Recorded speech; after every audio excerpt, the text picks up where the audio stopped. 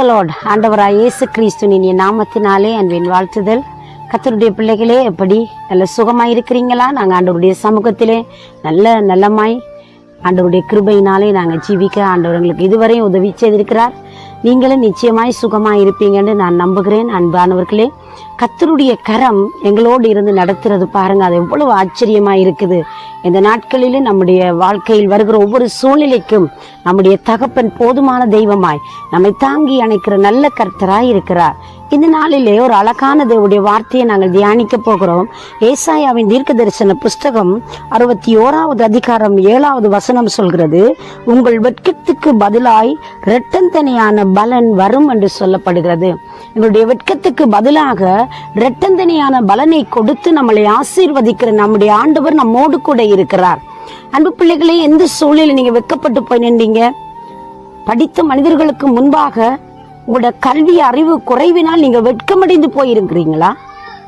சில வேளையிலே அந்தஸ்திலே உயர்ந்தவர்கள், மிகவும் செல்வந்தர்களுக்கு முன்பதாக நீங்கள் ஒன்றும் இல்லாத நபரை போல ஒருவேளை நீங்கள் மனம் சோர்வடைந்து மிகவும் ஏழ்மையாய் நீங்கள் ஒரு தாழ்த்தப்பட்ட நிலையிலே நின்று கொண்டிருக்கிறீங்களா?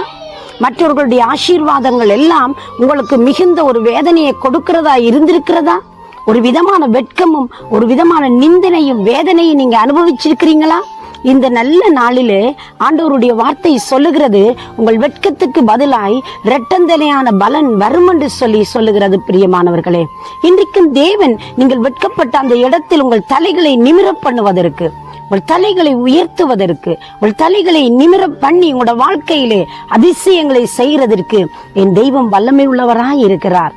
நீங்கள் மிகவும் வேதனையோடு கண்ணீரோடு தனிமையிலே பலவிதமான சூழ்நிலைகளினாலே நீங்கள் அதைரியம் அடைந்து வெட்கமடைந்து சோர்வடைந்து நீங்கள் மிகவும் கண்ணீரின் வழிகளுக்குள்ளே நடந்து கொண்டிருக்கிறீங்களா? தேவனுடைய வார்த்தை இந்த காலை வேளையில் உங்கள் பக்கமாய் கடந்து வருகிறது. உங்கள் வெட்கத்துக்கு பதிலாய் இரட்டந்தனியான பலன் வரும் என்பதாக. இரட்டிப்பான பலன் உண்டு.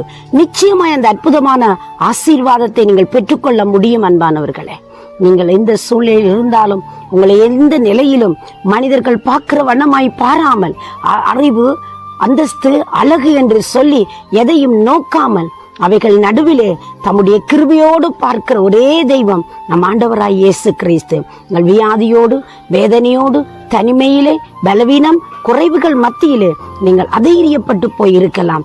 தெய்வம் இந்த நாளில் உங்களுக்கு இரட்டந்தனியான பலனை அவைகள் நடுவிலே கொண்டு வர போகிறார். வெட்கத்தை சந்தோஷமாய் மாற்ற, சமாதானமாய் மாற்ற என் தேவன் வல்லமை உள்ளவராய் இருக்கிறார். நீங்கள் இருக்கும் அந்த நிலையில் இருந்து தெய்வத்தை நோக்கி பாருங்கள்.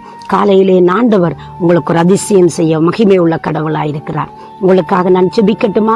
பரிசுத்த நிறைந்த நல்ல ஆண்டவரே, இயேசுவின் நாமத்தில் உம்முடைய பிள்ளைகள் தலை குனிந்த ஆண்டவரே, வெட்கமடைந்த அந்த நிலையில் உதவி செய்து மக்களை நீங்கள் கனம் பண்ணும்படி நான் ஜெபிக்கிறேன். தேவைகள் சந்திக்கப்படட்டுக்கும், குறைவுகள் நிறைவாக்கப்படட்டுக்கும், உடைய வாழ்க்கையில் ஒரு அற்புதத்தை செய்து கனம் பண்ணி காக்கும்படி இயேசுவின் நாமத்தினாலே ஜெபிக்கிறேன் ஜீவனுள்ள நல்ல பிதாவே.